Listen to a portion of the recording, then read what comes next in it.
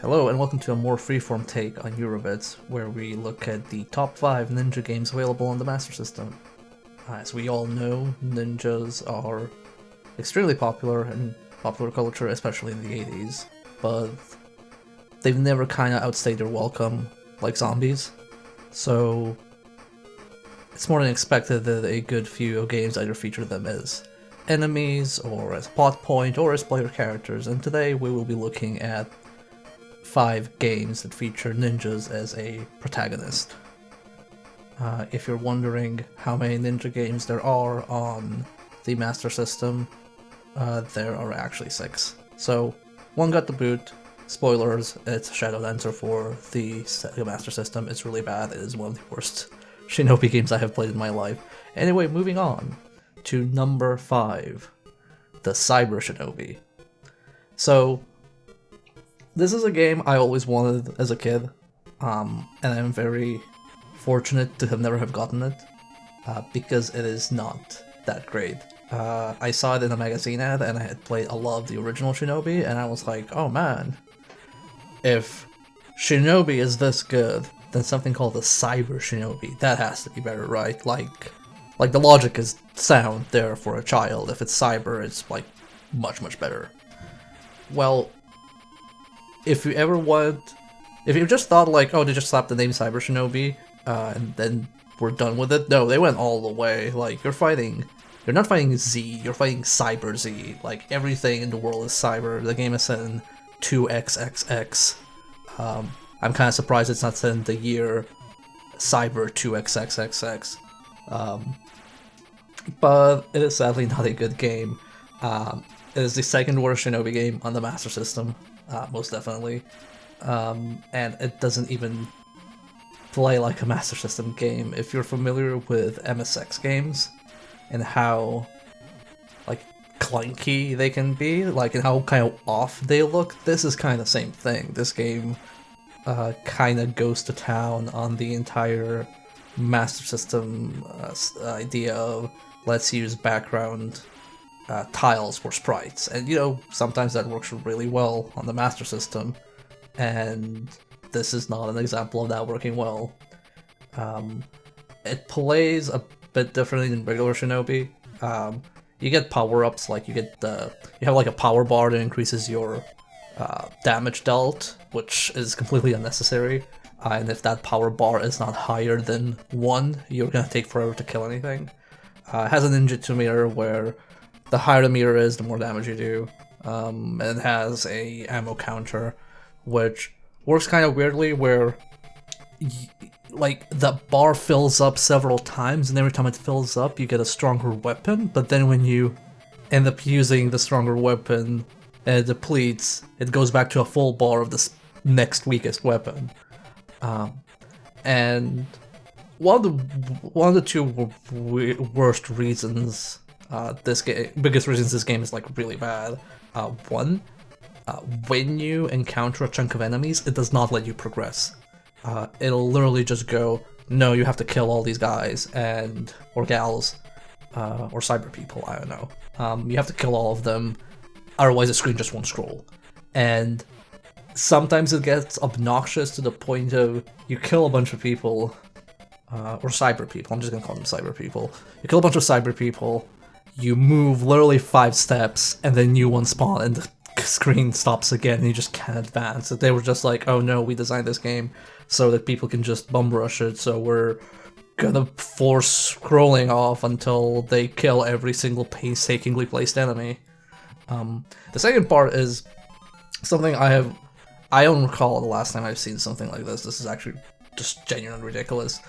So there are random pitfalls in the game, and you know, Shinobi games were never known for being fair, but there's kind of like a way of thinking involved in a Shinobi game where you're kind of like, okay, here's a pit, so I have to like shoot and then jump over the pit because on the other side of the pit there will be an enemy, right? And you know, you kind of like make peace with that. That's just how Shinobi works, but it's consistent about that.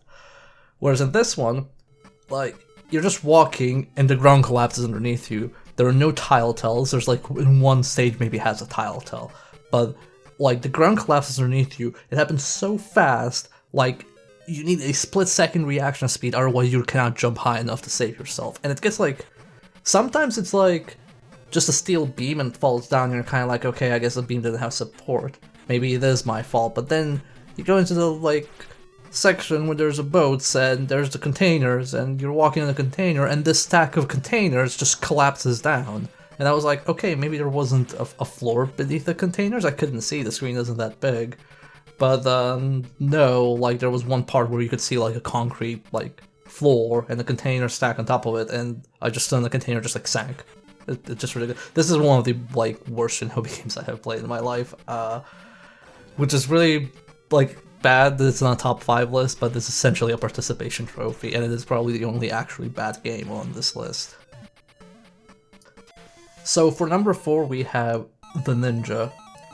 Which I'm really thankful for that name because it made tracking it down very easy, or identifying it as a ninja game very easy. So this one is actually good. This isn't a platformer as you'd expect. It's actually a shmup of all things. I guess that's the closest thing to it. So it has a top-down view, and you're playing this ninja dude, and you have 2 buttons on the Master System. It's 1 and 2, and on 1 you shoot in the direction you're facing, but on 2 you always shoot straight up, which is fine because in almost all levels you always scroll upwards, so it's fine. There are a few exceptions, but it's manageable. And then when you press 1 and 2 again, you do this kind of like dodge transformation move where you turn into the wind, and you can reposition yourself, and then you reveal yourself, and while you're invisible you don't take any damage. And it's that simple. It's just that you have some scrolls that give you power-ups. You get piercing shuriken, I think faster movement speed. Not exactly sure what all the scrolls do, but I have established that having scrolls is good and not having scrolls is bad. It's very arcade style, and much like a shmup, you will probably die several times, but it's also very easy to just get into. Like, it's not kind of one of those, big commitment games where you're like, oh no, now I have to set aside, half an hour and just turn on this game and then I'm mentally prepared. No, this is literally just, you just turn it on, just play it a bit. You had like a 10 to 15 minute session, you win or you lose, and you're like, yeah, that was fun, and then you move on to the next thing. It's really fun. I would wholeheartedly recommend it if you want to play something on the Master System, and if you like shmups, and if you like ninjas, and if you like both and have never seen the crossover of the worlds, then yeah, definitely check it out.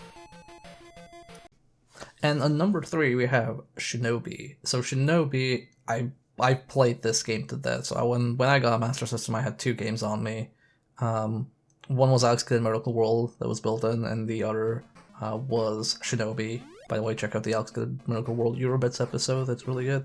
And I played this game to death. This game is so obnoxiously difficult. It took me and my brother so long to actually be able to beat it. But it's kind of like the good difficulty, but also I'm probably very biased because I played it so much.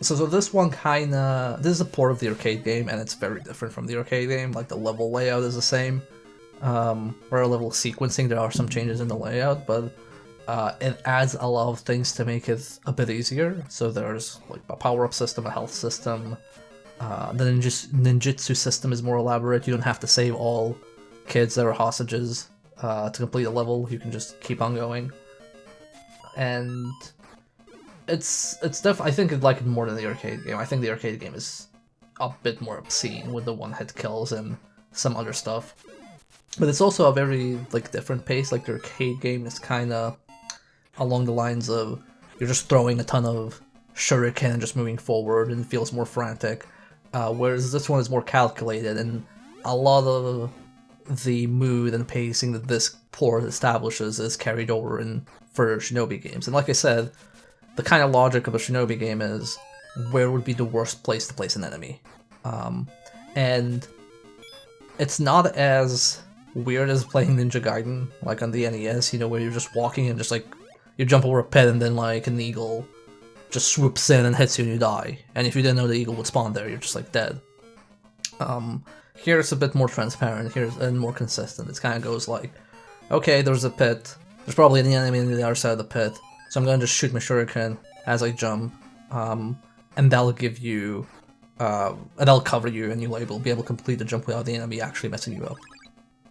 Um, the only really bad part about this is it doesn't have any ending. You just finish the game as like game over, bye, which was extremely disappointing, especially after because we beat Alex Kidd first, and we were like, you get this massive epilogue conclusion, completely satisfying on a sequel hook, and you know, as being kids, we just thought, oh hey, if Alex Kidd was like as difficult as it was and had a good ending, imagine how good the ending in Shinobi will be, considering it's like 3 times harder, and no, we just got nothing.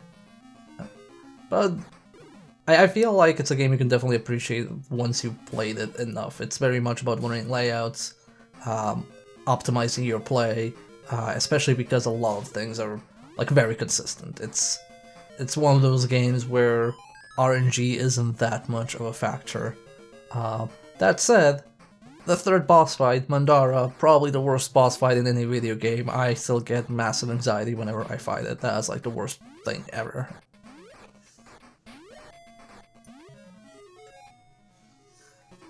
Number 2, Alex Kidd in Shinobi World. This wasn't originally meant to be Shinobi Kid, but they changed it last minute for some reason, and it became Alex Kidd in Shinobi World. When you play as Alex Kidd, his girlfriend gets kidnapped. The guy Hanzo / who's a Masked Ninja parody or whatever from the previous game shows up, steals his girlfriend, and then Musashi shows up as a ghost. He's like, oh yeah, thousands of years ago I fought this guy, and now he's bad, and I'm gonna possess you and you're gonna become a ninja, Alex Kidd, welcome to Shinobi World, and then you basically play through a parody version of Shinobi, which was on the previous, like the exact same Shinobi I talked about just now. And it has it doesn't play fully like Shinobi. Actually doesn't play almost anything at all. You can kind of identify which enemy is a parody of what. That's kind of clear, but they didn't really adhere fully to, oh, we have to make it literally like Shinobi. So it's a bit more freeform. Some levels are clear references, some not so much. You have a new move, which is you kind of like spin on a pole and you turn into fire, and then everything you go through kind of dies. And it has like a few secrets, some hidden passages, and overall it's a pretty laid-back game. It is infinitely easier than either Alex Kidd or Shinobi. But it's very nicely paced, and it's not too long. It's like around 30 minutes. I think you can beat it in general, 30 to 40 minutes. And it doesn't have one of the main bosses. It doesn't have Mandara, which is good, because Mandara is a horrible boss, as I already mentioned. But all the bosses are kind of like parodies. So you don't fight Kano, you fight Kabuto, and he's kind of similar to Kano. He shoots fireballs, but when you shoot him enough, he becomes small like Mario. And then, like, instead of fighting Black Turtle, which is big helicopter in Mission 2 in Shinobi, you fight Heli, but it's not like a big helicopter shooting tiny enemies. It's like a big robot shooting tiny helicopters. So that's kind of like the tone of the parodies we have here. But yeah, definitely one of the better, probably one of the best Alex Kidd games. Probably one of the best Shinobi games on the Master System. It is very, very nice and short and sweet and good looking too. And good remixes of music. Just play it, it's really nice. And number 1, Ninja Gaiden. Okay, so now a lot of people know that Ninja Gaiden actually had a Master System release, and that's because it was a European exclusive, so, you know, sorry America, you rejected the Sega Master System, and therefore we finally had something over you. And this Ninja Gaiden is really damn good. It was licensed from Tecmo, but it was actually internally developed by Sega, and it's basically like the NES Ninja Gaidens, except it looks nicer, and there's a wall jump instead of climbing. But other than that, it's kind of like, if you play Ninja Gaiden NES, you basically know what this is. But it is not as big of a bastard as the NES ones. It still has the, oh, random eagle swoops in and messes you up. By the way, it's not always an eagle. Sometimes, depending on the environment, it can be a crow or a seagull or an eagle or a bat. It doesn't matter, it always hurts the same.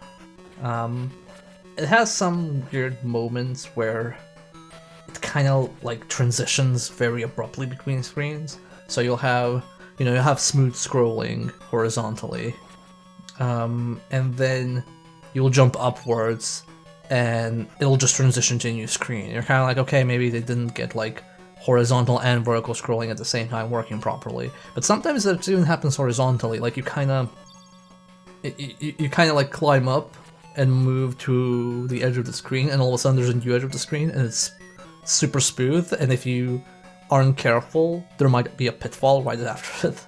So you're like holding right, you're thinking like, oh, okay, I just need to go forward, and then you just fall into a pit and die. So there are some weird moments. Another major difference from like the other Ninja Gaiden games is that the bosses in this one are actually very involved. It's not just, okay, there is one where you just smash and he dies. That's probably the most hilarious boss fight I've seen in a video game, where it's this mafioso on a throne just like sending his mooks at you, and you just like stand next to him and you keep just swinging. You're like swinging him for a full minute, and he slowly keels over as I guess eventually he dies to 324 stab wounds. Oh no. Took a while. But other than that, like the boss fights kind of have a fixed pattern. You have to be very careful about it. Some I have not figured out how to kill without just tanking through after a certain point. But yeah, it's pretty challenging. It's beatable. I'd say I've beaten it twice. There is also a really weird glitch that kind of helps out, which I found out by accident, where if you max out your ninpo, which is your magic meter thing, if you get it to 999, you'll just have infinite ninpo for the rest of the game. And it's not hard to actually get that because the continue system is very generous. It is in fact so generous that continuing the game doesn't necessarily put you at the start of a level. Like there's specific checkpoints for dying, and there are specific checkpoints for continuing, and the continue checkpoints are actually sometimes in the middle of the level, and that's really helpful. And there's infinite continue, so it's overall, like, if you're used to difficult ninja games, this is definitely on kind of like slightly above average difficulty on the spectrum. However, what I absolutely love about this is the story, because it is the most nonsensical thing I have seen in a while. It's definitely the most nonsensical Ninja Gaiden story, because Ninja Gaiden has this thing where, here are cutscenes, fancy art, there's a lot of narrative in it, like, the NES ones are known for that, and this one tries to do that as well. You have cutscenes at the end of the start of each stage. But the funny part here is, this is like a side story, ho ho ho, Ninja Gaiden, but all the terms feel like somebody took, 2 dice, and those, on the dice, they're like each side has a different Japanese term, and then they just throw it, and what comes up, that's the name of the thing you're fighting or dealing against. So like the first boss is like the sumo wrestler, and he's just called the sumo wrestler, and you're trying to find the scroll of your ninja clan, and it's the scroll of Bushido, and the scroll of Bushido was stolen by the Kendo clan, which is made up of the Kendo samurai, and then you find the Kendo samurai, and he tells you his daughter, the geisha, has been kidnapped. So you go and find the geisha, who is held captive by the Dark Shogun, and it's just ridiculous, like, terms that make no sense. Like, I half expected to fight a sushi monster at the end. But yeah, that's overall, like, I'd say that's probably one of the best ninja games you'd find. And I think in terms of, like, ninja choice, like, I think the Master System has it pretty down. Like, you wouldn't expect this many ninja protagonist games, but, I think they struck a nice balance. I actually don't know how many ninja games there are on the Mega Drive or the NES. But yeah, that's it. What's your favorite ninja game? Do you disagree with this list? Do you agree with it? I don't know. Tell me your opinion. I'm kind of just figuring this is my opinion, and it's probably objectively sound, so I'm probably correct about the layout. But if I'm not, you can feel free to correct me. And We'll do, if you want to see more videos of this, let me know. I'm trying to do a few more of these top 5 videos in between the regular scripted Eurobits stuff. So yeah, if you enjoyed the show, please follow, like, comment, subscribe, all that jazz, and also follow me on Twitch, where I share more controversial opinions. Good night.